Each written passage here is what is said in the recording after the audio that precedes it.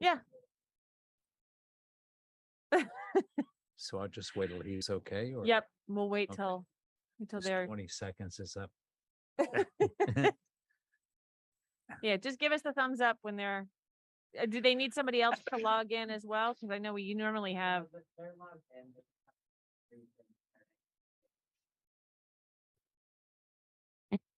Gotcha. For the streaming. Got it.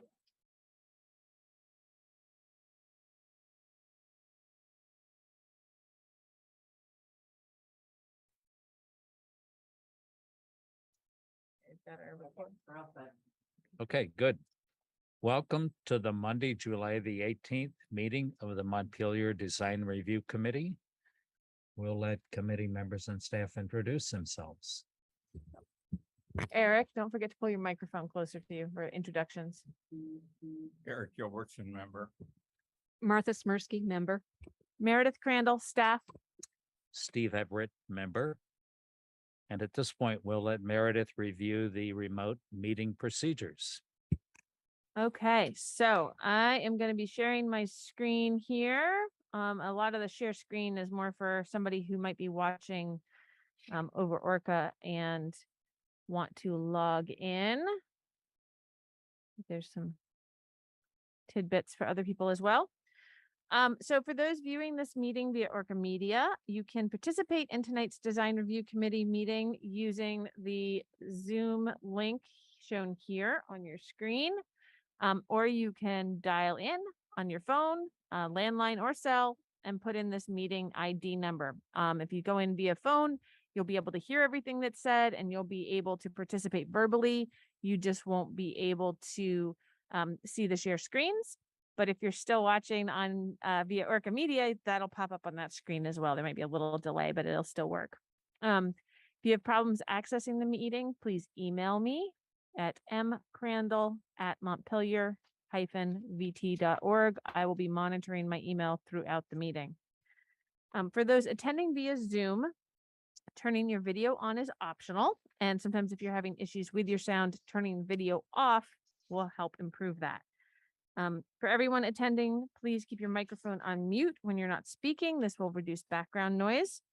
And please reserve the Zoom chat function for troubleshooting or logistics questions. If you have a question or comment about an actual item on the agenda, please raise your hand, either physically or using the raise hand button on your Zoom toolbar.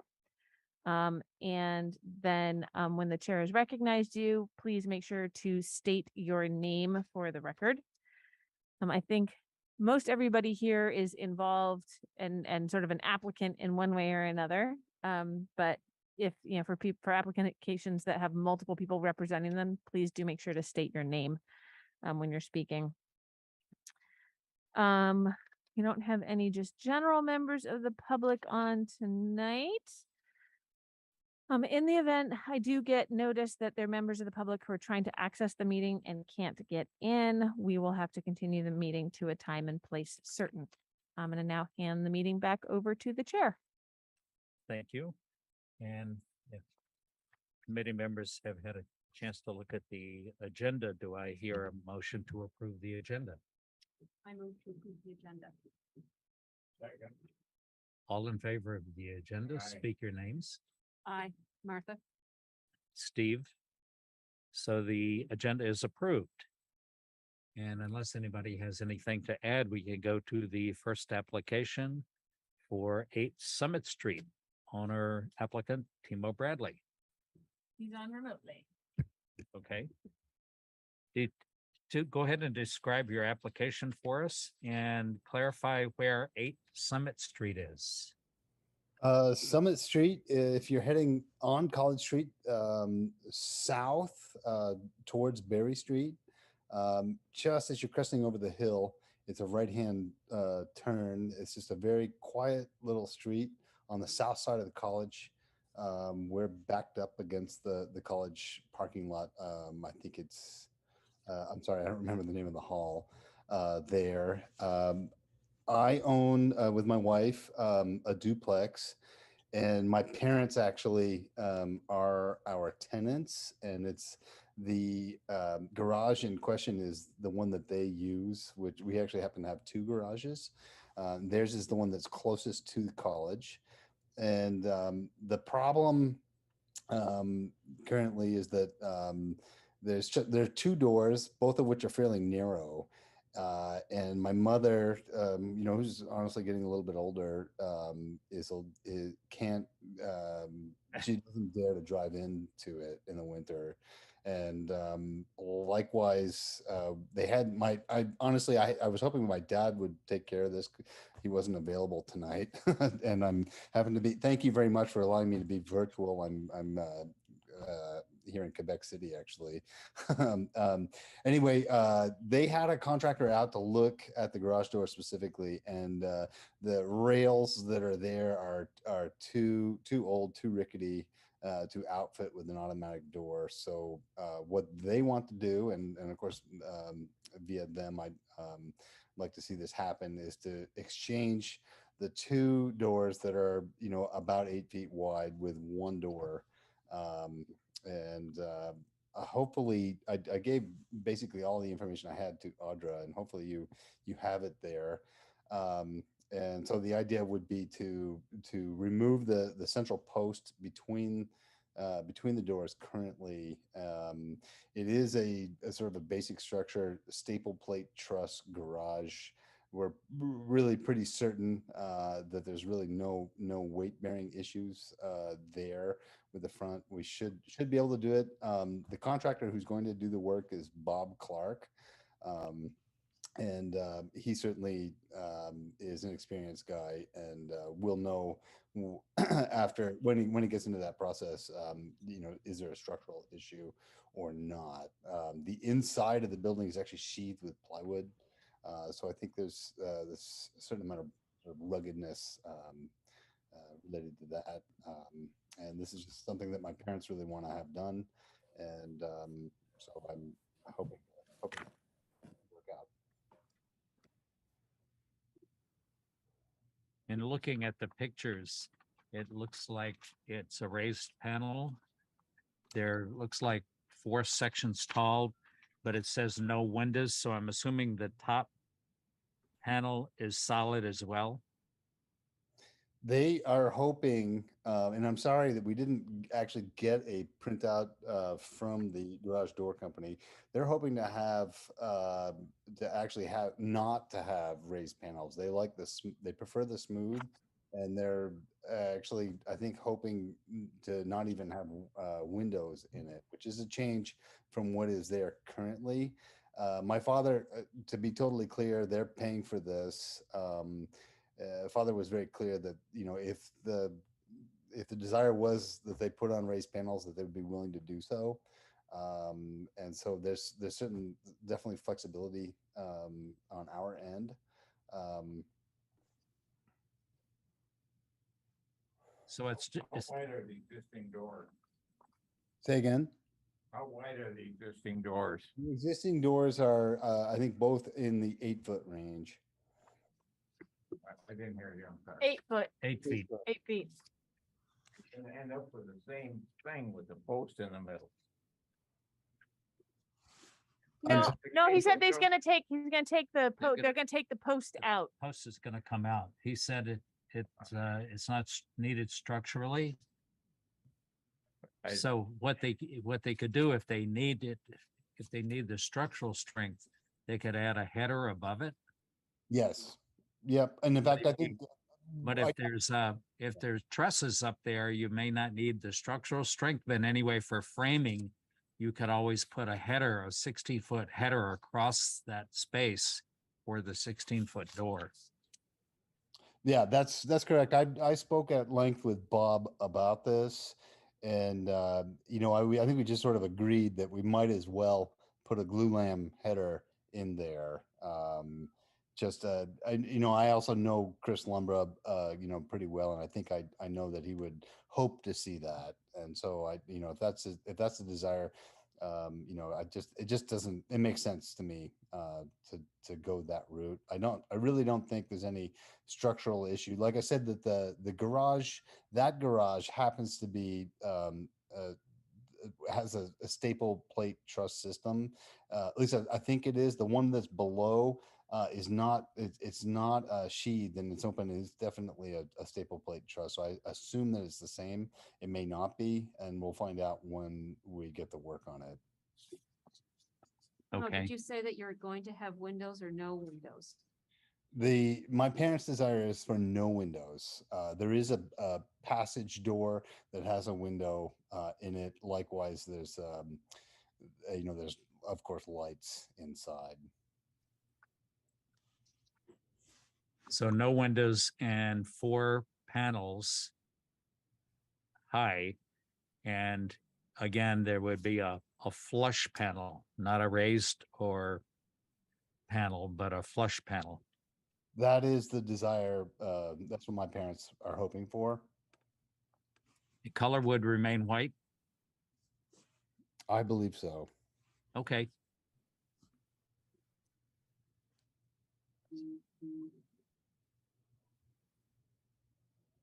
It's obviously not an historic garage. No.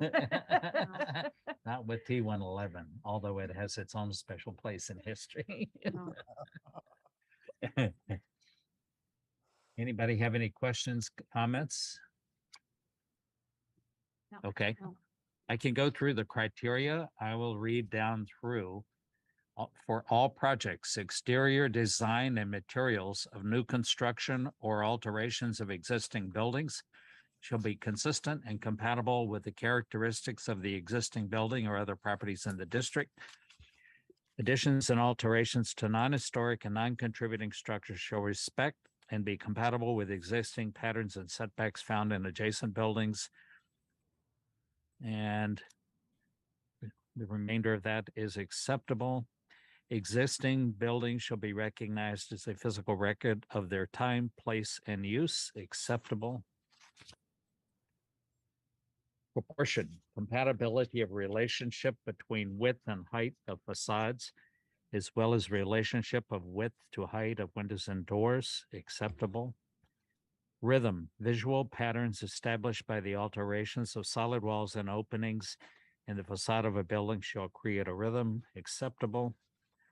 Architectural features, including but not limited to cornices, windows, shutters, fan lights, entablature, trim, and other forms of molding or character defining detailing prevailing on the existing building shall be considered in the alteration of a building. Acceptable. All in favor of the application, speak your names. Eric Martha, I'm a yes. and Steve says yes, so the application is approved. So Timo, because committee didn't make any specific recommendations or tweaks to the application, we will try and get the permit issued as soon as possible because we don't need your signature on the form. And can we just mail it to Yep. you? Yep. Okay. 8 Summit Street. That's perfect. Okay. Perfect. Thank you so much. I'm gonna log out now. I've got a Quebec City to go look at. So Enjoy. Okay, good luck with your project. thank you very much. Okay. Bye-bye. Bye, Timo.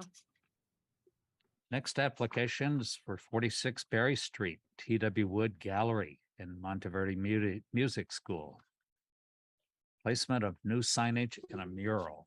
Yeah, so you've actually got 2 forms here because I had the mural doesn't qualify as a sign, so that's got an all project with just some limited items to review and then the sign form. Okay. Um, Someone here. Well, we've got 3 someones, so whoever wants.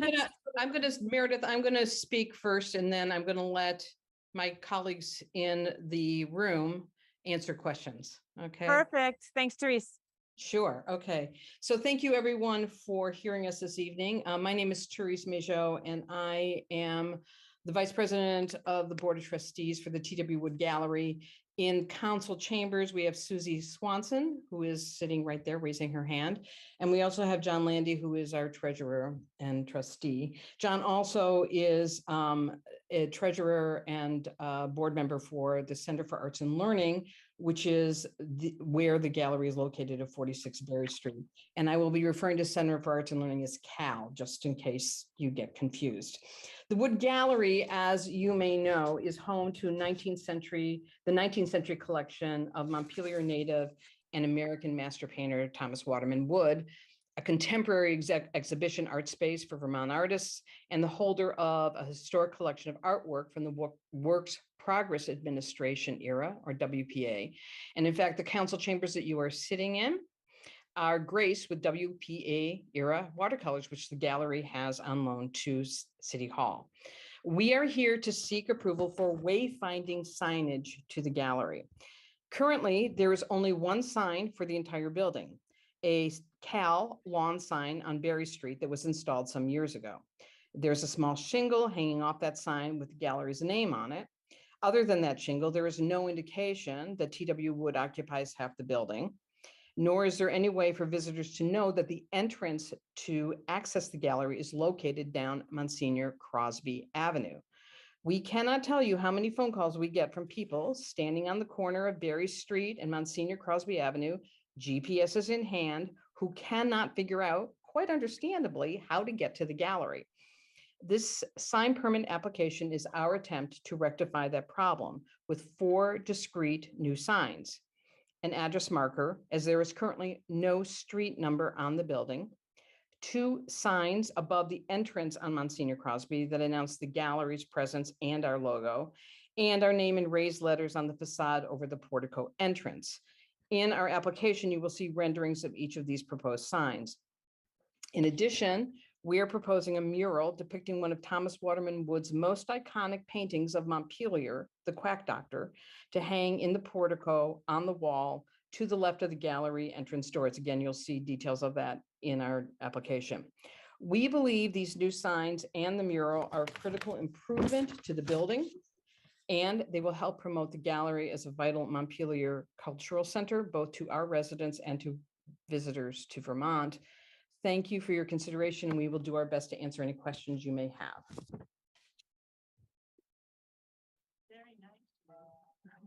Make sure you're up near the microphone so that everybody can hear you, Susie. I was just saying that was very well done, very well said.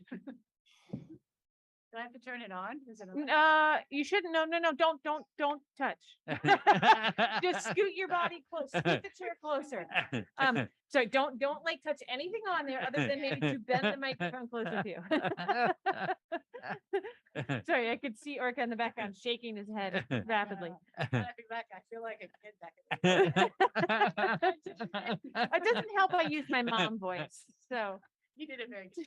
At least you didn't get a ruler across the knuckles. I'm sticking it here. On the mural, is that removable? Is it on the building or is it on some sort of a other kind of a? The intention for, I mean, there is no mural there right now. Mhm. The intention is to, the building is brick Yes. and mortar. And the intention would be to attach it via little screw placeholders, not in the brick, but in the mortar. Right, okay, Good. so it is done on either a piece of board or some sort of Right. canvas. It's a composite material that the company that's doing all the other signs is doing this one as well. Doing the mural, okay. Teresa, I'm just gonna ask, could you hear Susie? I do.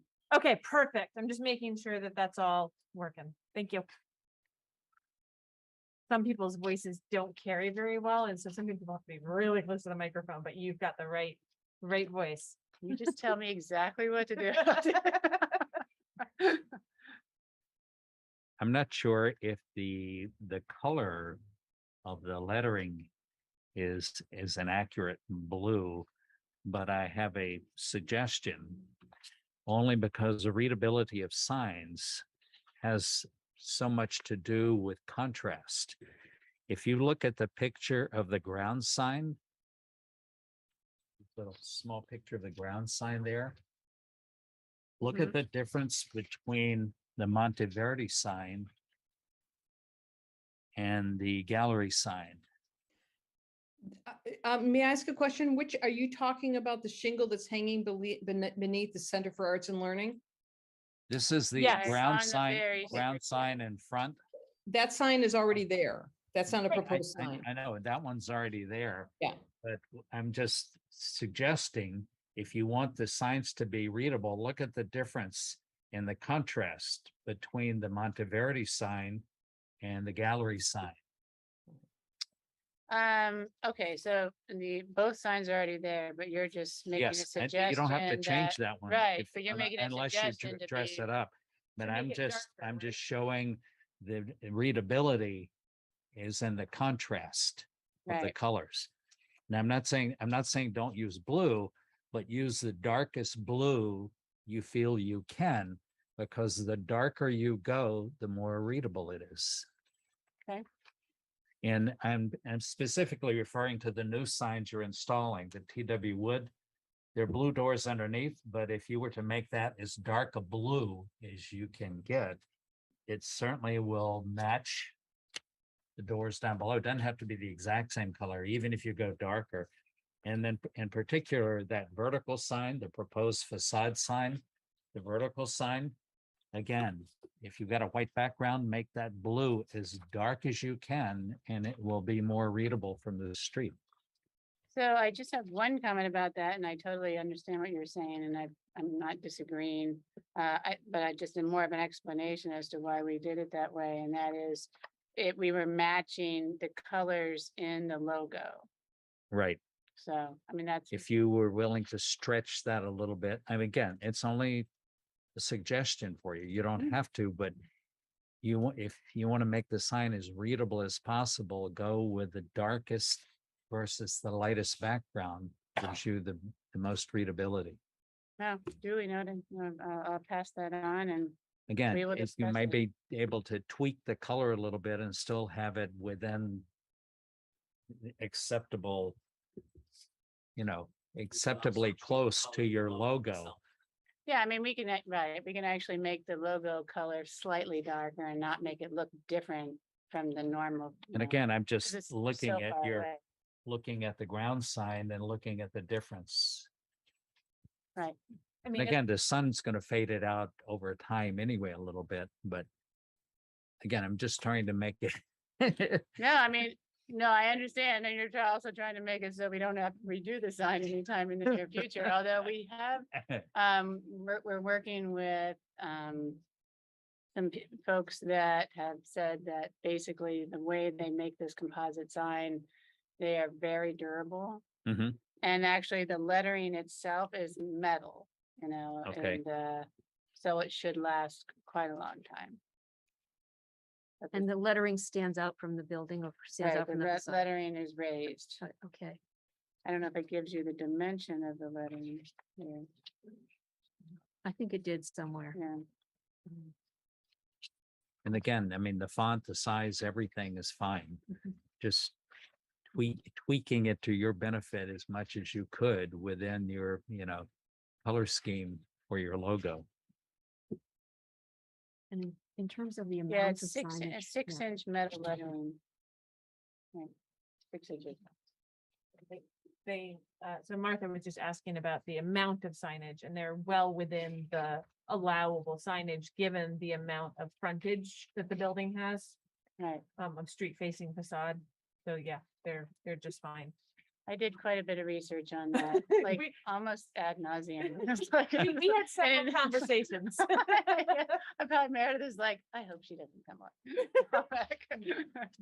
No, So, this is yeah. great. No, that looks very nice. I think having the street number there is really going to be helpful. Therese wasn't joking when, I mean, we have been thinking about this for a while. I'm the newest board member, so I can't say we have been thinking about it, as my understanding is, a number of years ago, we kind of started down this path. But, in today's terms, people put in, things in GPS and you go down Berry Street, and I think you probably know they're on Berry Street, but there's nothing that indicates that it says it's No. 46. And because there's streets and it's a little busy because of MSAC next to us, it's just, we want that ease of clarification. And yeah, So I think that'll be incredibly helpful. And plus, we have a sign design assisting us and placements and how it looks and we were very careful to make sure that when people drive up, they clearly see, this is the gallery, this is the entrance, not the front door. The front door isn't really a front door. Therese has her hand raised. Oh, I just wanted to add to what Susie was saying that we opted to put the number sign on the existing lawn sign and not the building because, as Susie just said, that front door is actually an emergency exit. It is not an entrance to either the gallery or to the Montpelier Music School or to the offices for the Center for Arts and Learning. It is simply, so we didn't want to confuse anybody by putting it on the building. So that's why we opted to put it where we did. Good choice. Yeah, I just have one easy question. I'm assuming that the mural is going in the same kind of an alcove where your entrance is. yes, the main It- entrance. It doesn't show up on the drawing of the alcove. I think it does, but it doesn't mine. I don't know what, maybe you get an older version? Yeah, okay. I'm not, it's not clear that that's the same alcove as. Okay, yeah, the that is plan the doesn't main show it. entrance as you go down Monsignor Crosby Avenue or whatever it's called. It makes a lot of sense to put it there. Yeah, Right over where it used to, right over where it said St. Michael's School. I actually don't know. Yeah. It used to say St. Michael's School. It doesn't anymore. Okay, all right. Yeah. I'm a newbie to town, I wouldn't know, but we I'm have, I'm an old beat of town. so I okay, do know. and I have to say, we have some people on the board who have been on the board for many, many years and are very protective of the historic value of the building, and so we have been very cognizant about trying to make sure that, we are keeping, I mean, we're not making it look like a school, but, we realize it was a school and all the rest. Any other comments, questions? Anybody have? Then I'll go down through the criteria and I'll do first for the mural.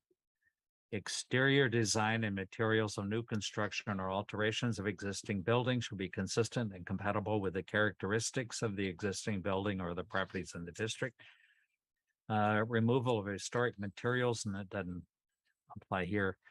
Character defining features, finishes, and construction techniques or examples of craftsmanship that characterize an historic building shall be preserved. There are no deteriorated character defining features. And any treatments that cause damage to historic materials, including but not limited chemical or physical treatments such as sandblasting, should not be approved. And again, your placement of the attachments for the mural and the mortar joints is right on. Thank you. It's acceptable. Existing buildings shall be recognized as a physical record of their time, place, and use. Any new development shall be differentiated from the old, but shall respect and be compatible with the massing, size, scale, architectural features, detailing an overall character of the primary historic building and nearby historic properties. Acceptable.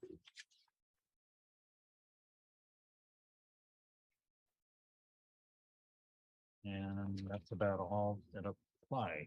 So this is for the mural. All in favor of the mural, speak your names. Martha, I say yes. Eric says yes. And Steve says yes. So the mural is approved. 3-0.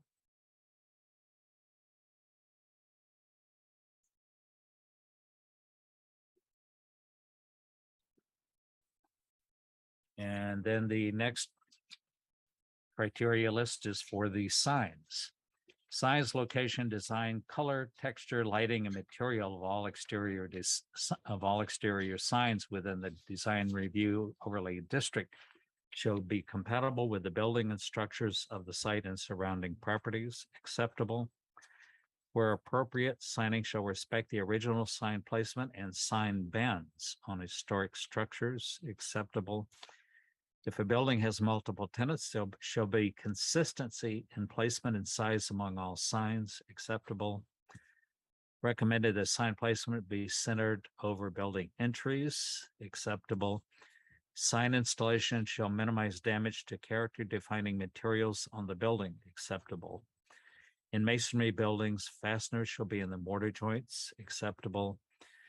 Sign design, color, and typography shall respect historic precedents where appropriate and shall be the appropriate scale for existing and new buildings, acceptable. Sign support structure shall be compatible with the building architecture and must not be overly complex or dominant in and of themselves, acceptable. All in favor of these signs, speak your names. Eric is a yes. Martha, I'm a yes. And Steve says yes as well.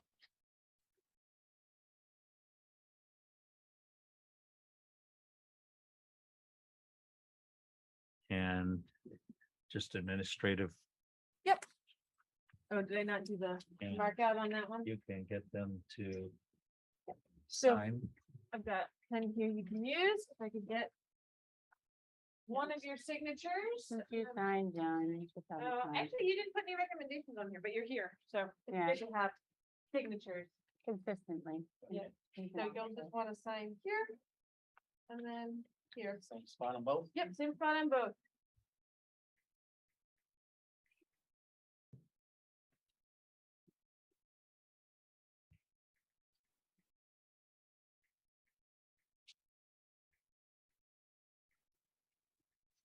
Lovely.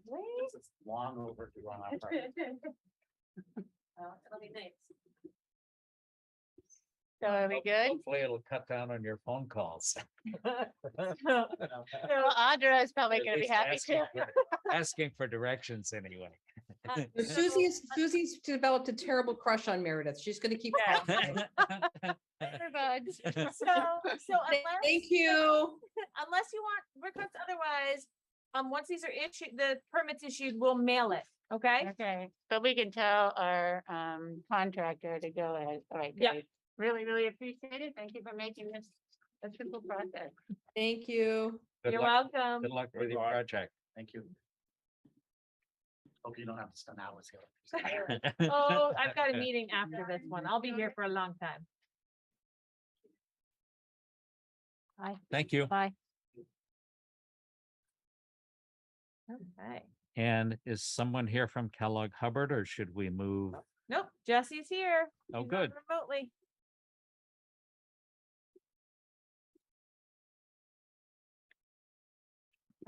There you go. Yep, sorry, my computer kept muting me.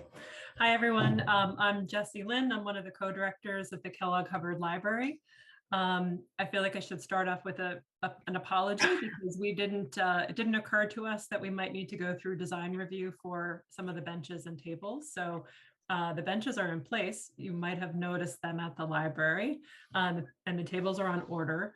But I'll tell you a little bit of the backstory and then we can talk a little bit more about it. But there were two funding initiatives that helped to support this happening. So one was a capital campaign that the library did called Give the Library a Lift that we completed. And then we had a lot of funding to support different initiatives. And one of them was to create a new outside space for patrons to enjoy. And that's part of the backstory of the benches.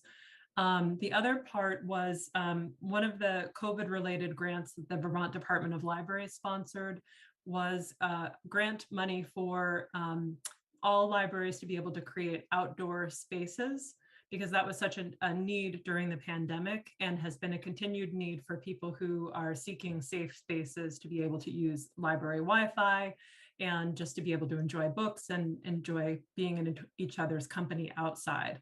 So we secured this grant from the Vermont Department of Libraries and went ahead and started purchasing things. And then truly, apologies, only realized after that we needed to, there was a process we needed to go through outside of the grant that took a lot of time to figure out how to get.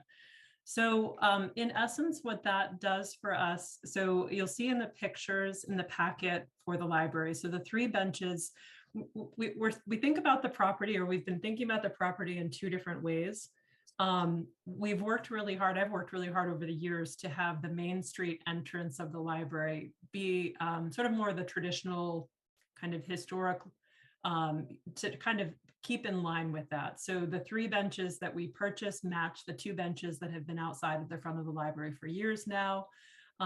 It's kind of that more traditional, when you're looking at the Main Street side of the library, the 3-bench, the new seating area sits to the left of that. It's tucked back where there used to be a Peace Park monument that unfortunately fell apart over the years and we had to remove, but there was formerly a different sculpture in that area. So we had this thought for a long time of making that into a space that would be a good space, say, for book groups and small groups to be able to use on the side of the building. But we wanted to have the benches kind of stay in line with the other benches that you can see as you're facing the Main Street side of the library.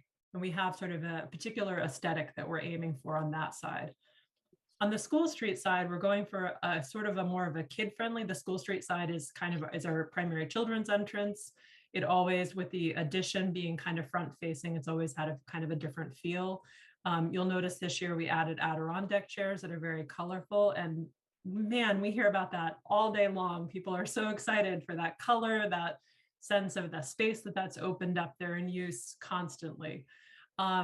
So in keeping with the kind of that colorful look, the tables that we have ordered to add are also colorful, primarily for use by families and for use for our children's librarians to be able to do programs. So one of the tables is an ADA accessible table that would be used right off the walkway for larger groups. And the other one is a smaller kind of 4-bench for like games, card games, to be kind of game like board games to be able to be played, or families to have picnics.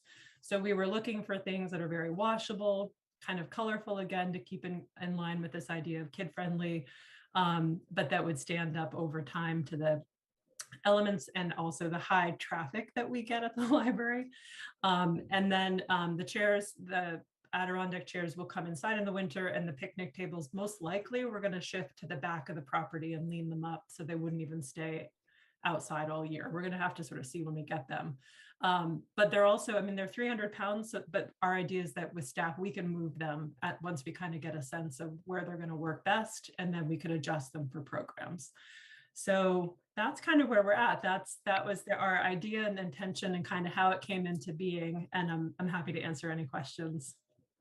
The picnic tables, are they full-sized or are they child-sized?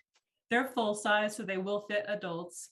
And one, if you see in the picture, one has like the 4 benches around. Yes. So it's set for kind of like more picnic style. And the other one is, I think it's 8 feet, but it's their ADA table. So it actually extends out so that a wheelchair can come up on the ends. Okay. And you said that the benches that you've already placed, they match the ones that are out in the front on the Main Street side? Yep. Correct. Okay. Yeah, this year we haven't done any kind of a more permanent securing of them. They're just in place with wood, and the idea was to kind of see how they work, see if the placement feels quite right. Because sometimes you put things out and then you realize if you shift it a little bit, you'll get a little more shade, or if you adjust it just so, you know, so we wanted to kind of give it a year to sort of get a feel for if they were placed exactly correctly before we think about whether we have to add anything to secure them more properly, but we haven't gotten there yet.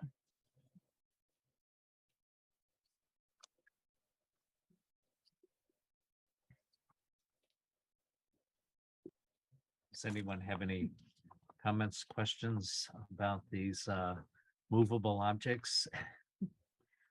Yeah, it falls into one of the specific One of things the- we look at for historic buildings. So the Adirondack chairs, I could say, you can bring those inside it during the day, at different times. I'm not going to put those in, but these, especially the anchored benches, I couldn't find a way to approve it myself.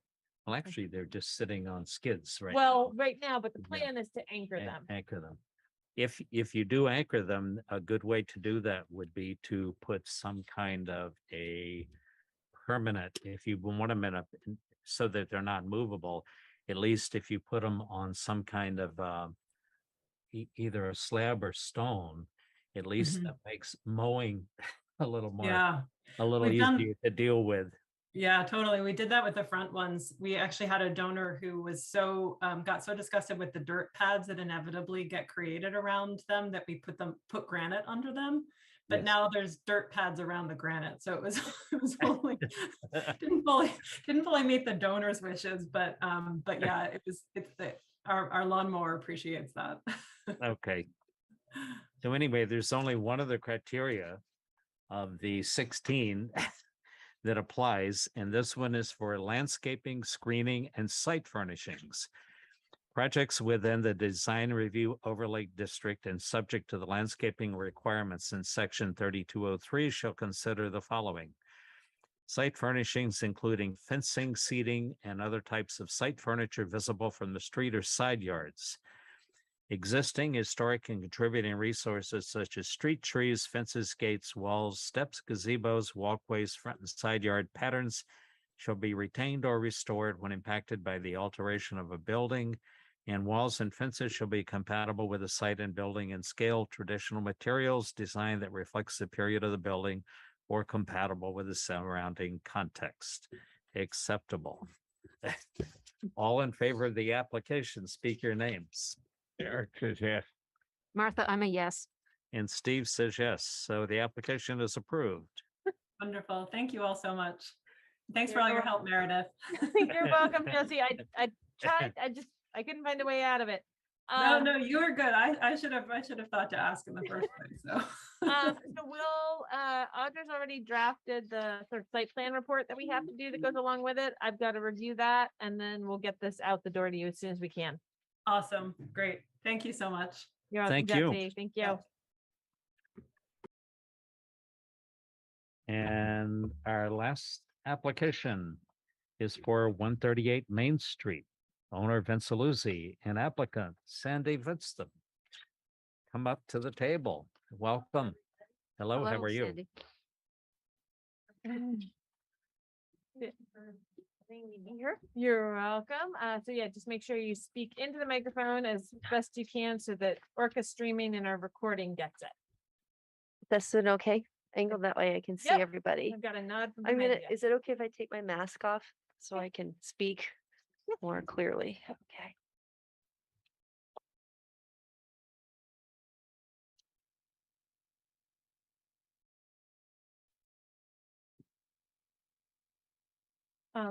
So I suggest focus on the door first, since that's this application. And then, May I you know, give a depending brief, super brief introduction to explain the context? Yeah. yeah, Okay, and then I would say focus on the door so we can get that decided, because that needs a Yep. vote. And then the other things that you wanted to talk about, we can talk about after if there's time. okay. Awesome, thank you. You're probably all aware and familiar with 138 Main Street, which is definitely a landmark building, and it's on the historic register. I know it was my father's favorite building when I was growing up. And I just found out that it has had a ballroom on the top floor Wow. in that the tower that goes up. Anyways, we did an energy audit for Vinceluzzi and Chuck Reese, who specializes in energy retrofits for historic buildings, said that in the 20 years that he's been doing audits, this building was by far the worst of all the worst. He said it wasn't even comparable to the worst that he had done before. He in fact had to turn off the blower. He couldn't even get it to 50 pascals, and he couldn't get it to stay at an even vacuum. So it's a seriously bad building, which goes along with the incredibly high amount of fossil fuel that it uses every year. So they both as an effort that they had been planning to do for a while before oil prices went up, but now it's made much more urgent due to the oil prices. They're trying as quickly as they can to get as many renovations as they can do this year. So the airlock had been an obvious thing to do first. That was the furthest along. That's what we're going to focus on tonight. I just want to be completely transparent and let you know that there's 4 other things that are moving along. I didn't want to bother Audra today with an application, so hopefully She wasn't here anyway, so. okay. Well, hopefully they will make it to you folks on August 1st. These other 4, but I just want to be completely transparent that this Okay, isn't the if only you thing tell we're us what asking they for. are, Yes, be happy to. Yeah. So that is, and I'm happy to share pictures of you if there's time and you want to look at them, we're happy to. Because we would honestly like your feedback on things like, so the first is that they're switching to wood pellets. And there has to be a silo for that. And it also needs to be, the legs can be in the floodplain, but the pellet part can't be, obviously. So, so that, then there, wait a minute, let me just look at the cover sheet to make sure I get everything. They're also switching to ductless mini splits for the seasonal heating and air conditioning. And not the entire building, but basically the top level and then some of the second floor buildings that have a lot of heat gain. So there are two condensers that they've been able to get down to. One will be on the roof in the back, and the other one will probably need to be on the wall, the east wall that faces the let's call it east, faces the roundabout. And I'm happy to show you pictures of that tonight. I had everything ready to submit the application. I was trying to get it in so you could at least be aware of these things, but I have that picture. The third thing is the front porch that we're talking about tonight. The ceiling is, as far as we can tell, completely uninsulated, and there's a heated space above it.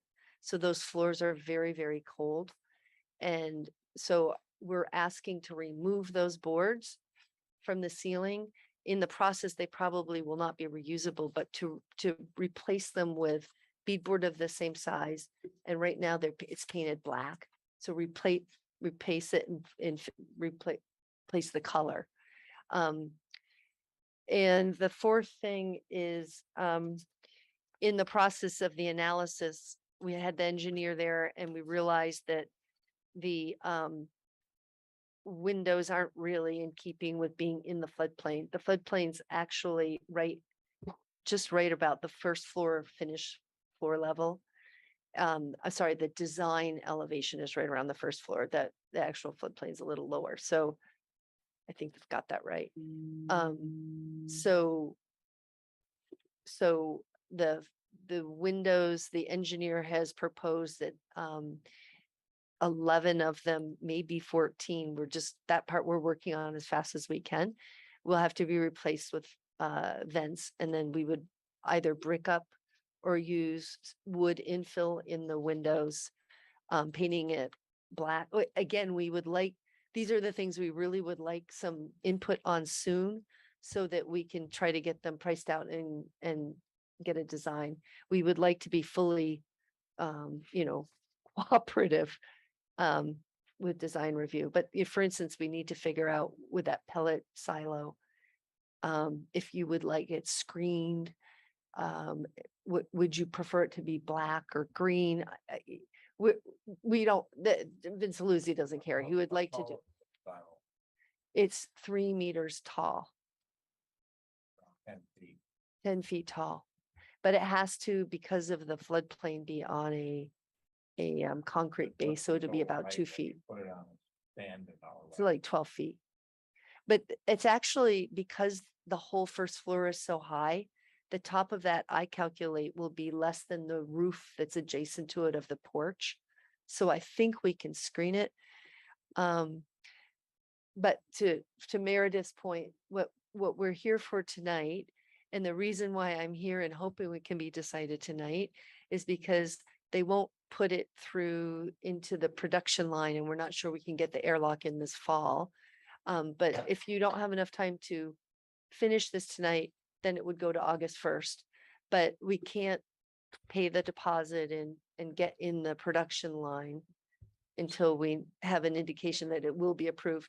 I have done, Where- Specifically, tonight's is the airlock. Yeah, Okay. tonight is just the airlock. Yes. But So- any input you have on the other aspects will help them put together the next Where- application. Yes. Is there a wood, is there a the airlock is sort of the relative position of other things. Well, it's just that I started on that first. Like, we Okay. haven't got the design for the pellet boiler yet, so we don't know the size of the silo. Yeah. So I am putting in the largest silo. Because Yeah. there's not a lot of time. This is already the end of July. Why don't, since How the many- application tonight is for the airlock, why don't we address that first? Okay, And then we can, at that point, we can ask some questions about the other part without sort of I would be thrilled. I would be confusing thrilled that. if we could do that. So, Actually, the location of the airlock is perfect in if it facing the southeast direction, it'll become a solarium for that front entry. well, back when Margot George was on, was she on the planning commission or design review? Anyways, back then, Vince tried to get almost exactly the same design through. Mhm. And Margot wanted it to be removable seasonally. And now that it's really necessary, we cannot modify the front door. We know that. We can, for Yeah. instance, take out the front door and actually we can put some weather stripping in it. But it's a double door and it's just inherently got some problems. For instance, it can't be locked. Oops, I probably shouldn't have said that on the, Well, anyways. anyway. So, the airlock, at the time, there wasn't a way to make it seasonal, but now Portland Glass can make it seasonal. So they've come up with some technique that the only thing that would be permanent would be a channel up in the ceiling, which is so high. Like, I can barely focus my eyes up there. It's painted black. These channels would be black. They're so high that, anyway, so, and then, I forgot to say this in the application, but there would also need to be some channel on the brick. And I'm trying to get that as close to the edges and as unnoticeable as possible. The rest of it can be removed, including the pin that would hold it on the corner into the floor. We have to drill a small hole into the floor. I forgot to say that too. I can't believe there wasn't any narrative in this and I just forgot Mhm. to do that. And then we can replace it with a plug in the, whatever 7 months that it's not being used, a plug on the floor. So, we think that it will have a pretty minimal impact off season. There are some mailboxes on that sidewall already, and we're gonna put them all inside the airlock, so there's kind of a line already that would be there. Vince would like to put a keypad on that door, which would then require some kind of panic bar on the inside. The other issue is that the porch landing doesn't meet full ADA regulations for the doors. The door's gonna swing out in the direction of egress.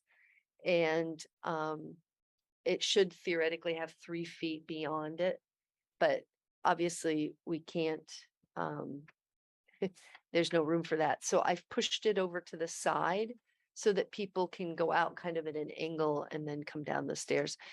Chris Lumbra has approved that. I've already shown it to him. Okay, So I think that's it for what I can think of to describe. If you have any questions, I have some really basic questions, Yes. Sandy. Is the building being used residentially now, or is it businesses? there are 3 residential units in the building. One in the far back has its own door off the side porch. And then 2 up at the top on the 3rd floor, And what do these double doors open into? the grand vestibule. Okay, and all of the offices or spaces go from that grand vestibule? So it's basically an open space there. Mhm. and then the stairway going up is also inside that vestibule as well. Yes. Yep. And it's a kind of a grand staircase. It's Mhm. goes up three stories. Okay. It's been Is, wavered, so it's not closed off. is the material in the airlock entry, are they framed, is that framed around glass either? Yes.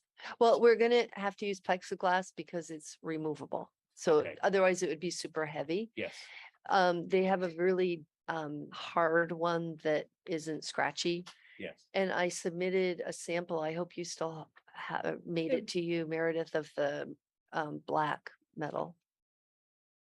Yeah, I think Audra put that in the original file downstairs. Okay.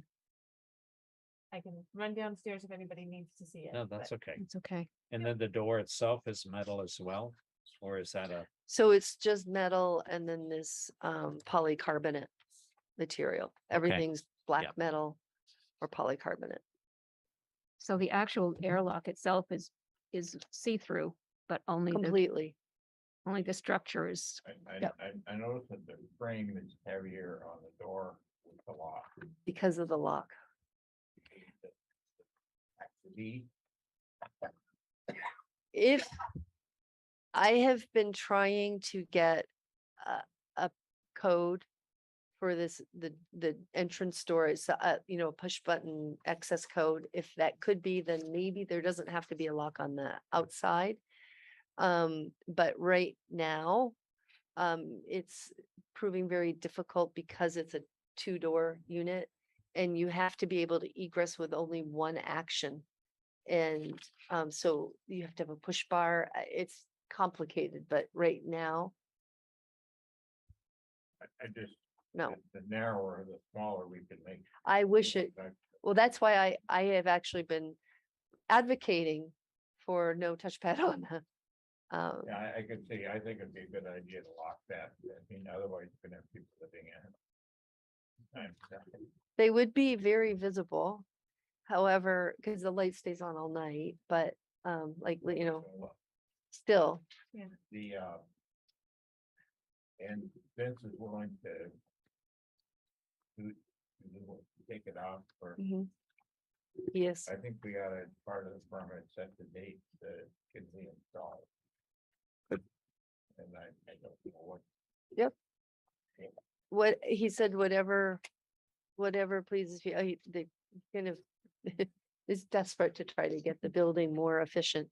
that would be a real game changer for me, Sandy. I don't like the looks of it. I understand the reason why. And I understand that we all need to be a little bit more energy efficient, but it kind of breaks my heart to see this big thing in the front of this gorgeous building. Well, the precedent would be Vermont Mutual. What, just an idea of what percentage of savings, heat savings come from putting this to the door? That door is a major contributor to the problems. Because it goes on to the big vestibule stairway and stuff, right? It goes straight up. Yeah, and the door's opened all the time. So, in and out, it's a major entrance and exit. So I don't. I can't say that I like the idea of putting something there at all, because I voted against it when we tried before. But, I think that now that it's removable on a seasonal basis. And it is reversible, if somebody decides they want to take that off, there's not gonna be much damage to the building and putting it up, or, and even if you just leave it, the seasonal one's gone, it's not gonna be much visible. In that, I should also say that I've specified that the screws can only go into the mortar. And also, I think you'll see that there's pendants on the arch around the door. I've specified that it passed by it. And it says bone roof on it. No, it's going up to the ceilings because it's going to be supported by the ceiling. It looks from the pictures that the entryway actually is arched, correct? It's onto the porch. Yes. So onto like the porch. entrance is, but the ceiling inside is. It's much is higher. Much higher. The and ceiling's it's like almost straight. 11 feet high. Oh, really? Okay, and Yeah. that's where this is gonna be. Flat ceiling, yeah, Oh, with okay. that we would put the black channels against the black wood. And The other channel, one that's hidden behind the blaster. Or the port. Yep. Framing, decorative. Yeah, it'll be between the door and that pilaster. The yeah, one that's it's against the well wall. Yeah, inside. yeah, If you that look one's at the really floor nice. plan, you can see that it's well behind Yes. Yeah. the. Yeah. Yep. And it has to be this wide so that you can get in the door, and I didn't want to get into the actual door trim. What would your, Mailboxes, they're all gonna be.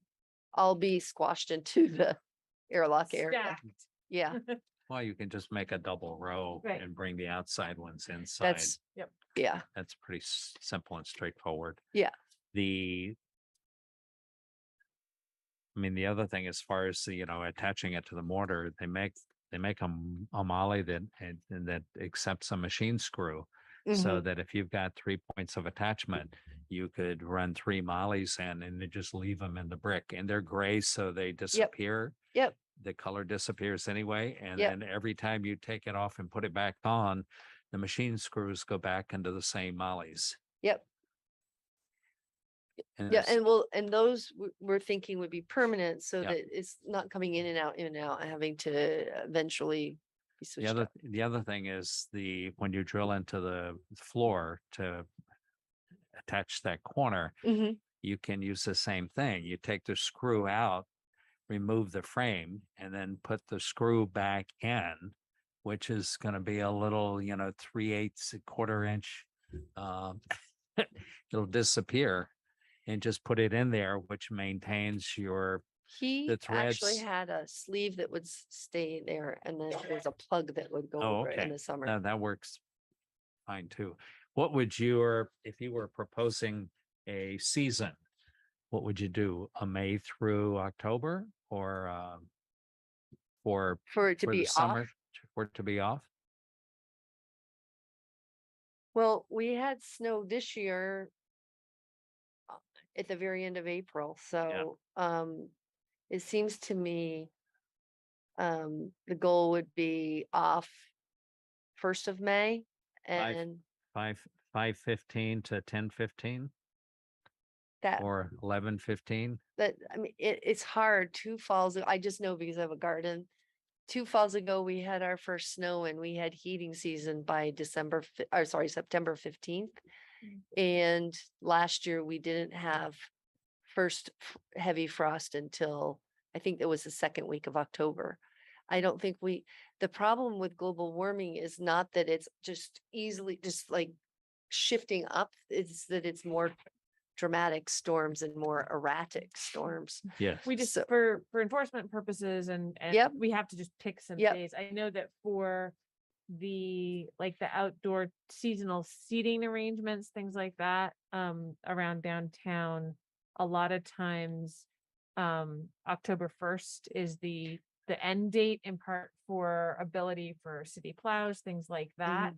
And this is a different situation, but October 1st is a time when we're often looking for Could we those do things May already. 15th to October 1st? I'd rather see it May 1st. 15th better because it takes you through leaf season. Yes. for Montpelier at the time. So in other words, Okay.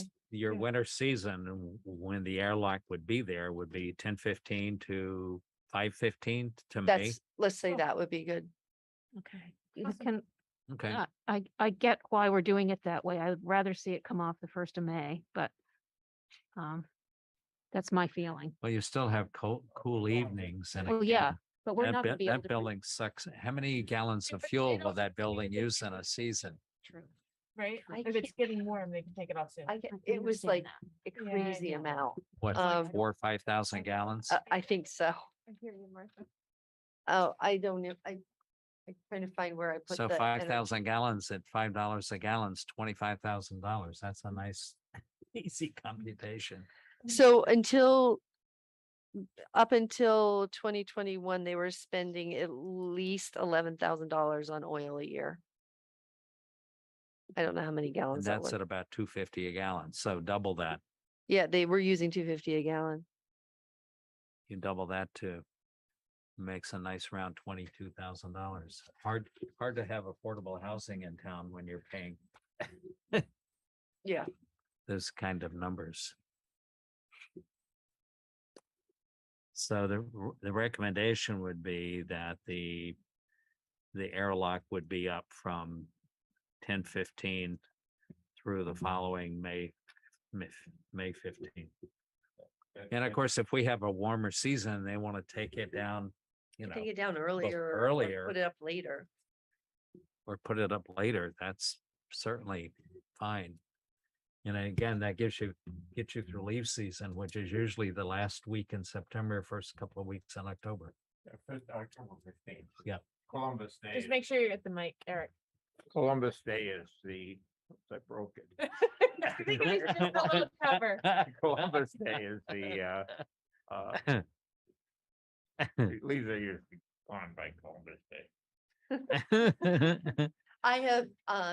I don't recall seeing leaves of any sort of color after Columbus Day. Yeah. Oh, if you know what, it still works without that, right? So don't worry about it, Eric. I'll fix it before DRB. Yeah. I think it still works. Yep. You said it does. It just doesn't have the like As long as they don't buffer. get any strong winds. But in the meantime, we're not allowing you to touch anything. Yeah. Sandy, are you gonna be able to sign for Vince that you Yes. agree with the time period? Yes. Okay. Great. Any other questions regarding the airlock entry? Okay, I'll go through the criteria applicable to the application. Exterior design and materials of new construction or alterations of existing buildings shall be consistent and compatible with the characteristics of the existing building or other properties in the district. The removal of historic materials is not applicable here. Character defining features, finishes, and construction techniques or examples of craftsmanship that characterize an historic building shall be preserved. No deteriorated defining features here. Any treatments that cause damage to historic materials, including but not limited to chemical or physical treatments, shall not be approved. And again, the attachments in the mortar joints is acceptable for this installation. Existing buildings should be recognized as a physical record of their time, place, and use. Any new development shall be differentiated from the old, but shall respect and be compatible with the massing, size, scale, architectural features, detailing and overall character of the primary historic building and nearby historic properties acceptable. Proportion, compatibility of relationship between width and height of facades, as well as relationship of width to height of windows and doors acceptable. Rhythm, visual patterns established by the alterations of solid walls and openings, windows and doors, and the facade of a building shall create a rhythm. Patterns of solids and openings shall be preserved to the extent feasible, acceptable.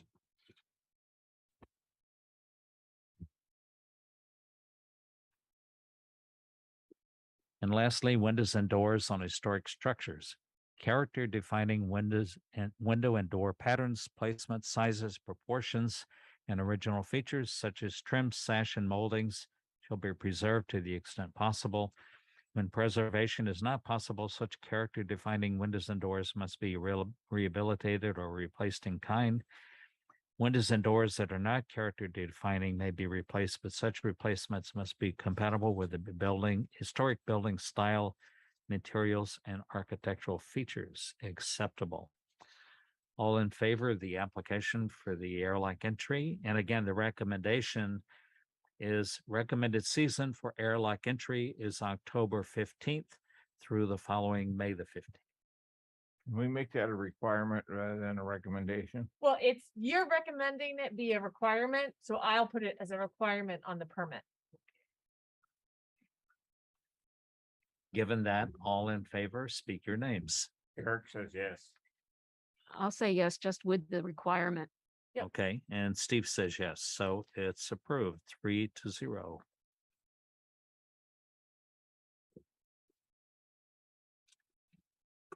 Thank you. And you have a And- pen up there, Sandy, so if you can sign under Steve's name on this.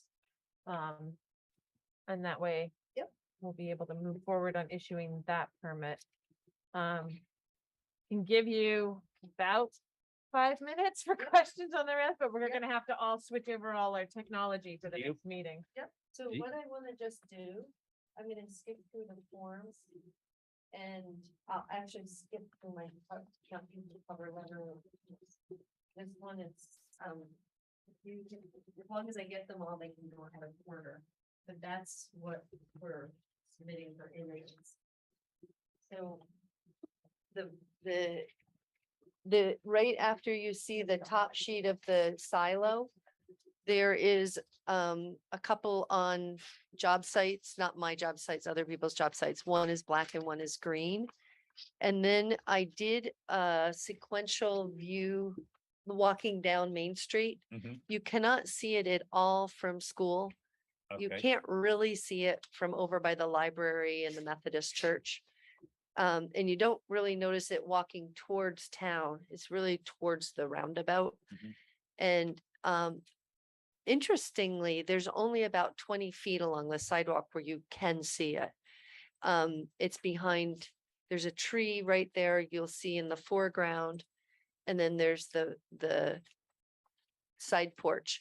And I thought Vince had a good idea that very commonly on side porches, you see trellis going all the way up. Yep. That this would be a good place for something like a black trellis, or there's a lot of black and then there's a dark green on the lot of dark green and gold. Yep. So I was thinking black trellis perhaps, and then the whatever color you think the silo should be, it would be behind that, a would- few feet. I would paint the silo black. Okay, Only because if you look at, a lot of outside recreational areas, I'm mhm, thinking of ski areas. Yep. All the towers are painted black because it blends in with the landscape.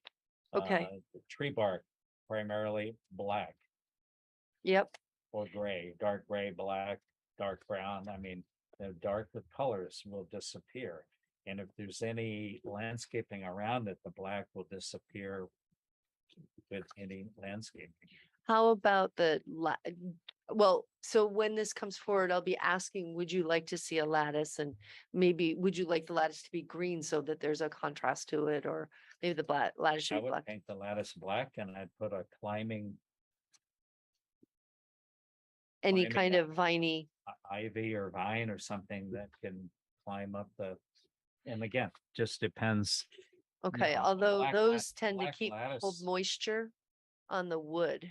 So I would hate to do a vine that ends up making the rest of the building, Well, a square lattice in pressure treated, yeah. or they now make a square lattice in a clear or AZAC. Well, that's white, but I'm not worried about the trellis. I'm worried about if the vine goes up onto the roof, Yeah. then, because that's an historic roof. Okay, and then so item number 2 is the 2 condensers. So the one on the roof will not be visible to anyone from anywhere except for the apartments that are across the river.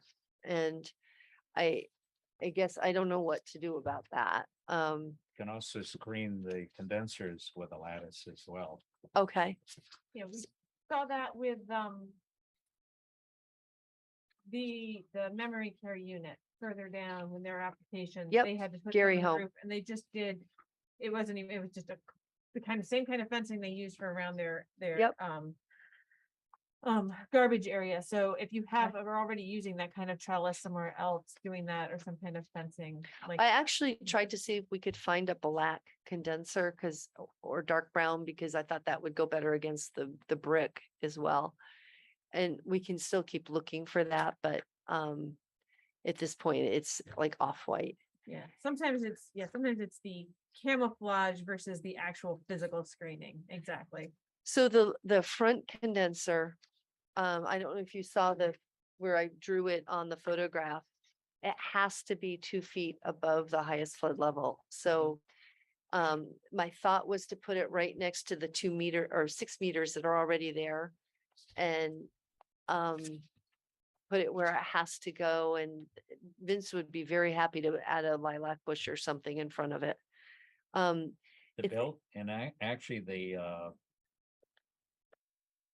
make a stand that you can put the condenser on, but we've used the building mounted bracket. That's what which we're is planning to do very, as a bracket. Very inconspicuous. Yep. And they work great. It gives you the perfect spacing. Yep. And actually, we've enclosed one with lattice. It was mounted to the building, and then we basically put a post in the ground and then attach the lattice in an angle around it. Well, that Just- lattice would be in the floodplain. So we'd have to ask you if that's okay, and Audra, if that's okay. But I think they'd be interested in that, or something again, like, oh, I can pick that up, like a lilac. Okay. Like a lilac. One thing I noticed when I was walking towards city is that lawn between Cameron, the red brick building with the big Yes. columns, and this building, is that lawn in between is really kind of nice as a break between large buildings. Mhm. And it's a very deep lawn, that it kind of looks nice having it be the bare wall there. So maybe a lattice would be good in that would just, not be as bulky as a lilac. The fact that it's going to be something like 8 feet off the ground when it's done, maybe 7 feet, it means that would have to be a good sized shrub. Am I done with the 5 minutes? You can get like a couple more, but I've Okay. already got people trying to sign on to my next meeting. Okay. Because I tell them to try and log in 10 Yep, minutes so early. The last thing was the floodgates. So the choice on the floodgates, then the ceiling, do you think that anyone's gonna have problems with taking down that ceiling for insulation and then putting the ceiling back up? It's gonna be the same. It's gonna look the same, Same. right? If we can reuse the boards, we will. Same materials. But my experience is usually the boards just self-destruct because it's tongue and groove. Now, as far as insulating above, would it be foam or would it be dense pack? I usually use for cold floors, use rigid extruded polystyrene, because it's the highest R value, and it doesn't have to be netted. It can go in. If they use spray foam there, then they can't go the full height, thick depth. And I try not to have a gap between the ceiling material and the insulation, because then it could condense on top of the ceiling material, condensation, and then ultimately rot it out, because there's not a lot of ventilation in there. So my they- thought was fill And the they whole use- void. And they use, like All Seasons has a minimally expandable foam that fills the space but doesn't pressure the building materials around it.